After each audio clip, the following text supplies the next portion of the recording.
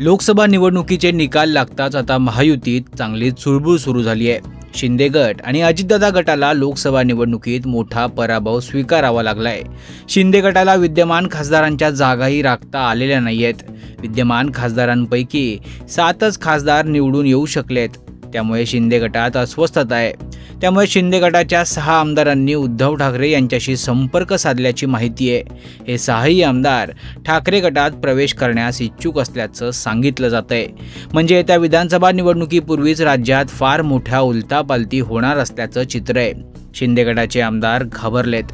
विधानसभा निवडणुकीतही हेच चित्र राहिलं तर आपल्याला 5 वर्ष घरी बसावं लागेल अशी भीती या आमदारांच्या मनात निर्माण झाली आहे। शिवसेना शिंदे गटाचे 6 आमदार शिवसेना ठाकरेंच्या संपर्कात आहेत।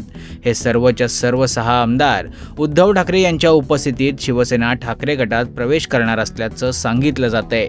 ठाकरे गटाच्या एका नेत्यानं नाव न सांगण्याच्या अटीवर ही माहिती दिली आहे। त्यामुळे उद्धव ठाकरे यांनी या 6 आमदारांना प्रवेश दिल्यास इतर आमदारही ठाकरे गटात येऊ शकतात अशी माहिती आहे। विधानसभा निवडणुकीपूर्वीच राज्यात या मोठ्या घडामोडी होणार असल्याचं या नेत्यानं सांगितल्यानं मुख्यमंत्री एकनाथ शिंदे यांचं टेन्शन वाढणार आहे। ठाकरे गटाचे आमदार सचिन अहिर यांनी मात्र या घडामोडींवर भाष्य करताना अत्यंत तोलून मापून प्रतिक्रिया दिली आहे। आमच्या संपर्कात 6 आमदार असल्याचा आम्ही दावा केला नाहीये। अनेक लोक दिवाळीपासून आमच्याशी संपर्क करतायत।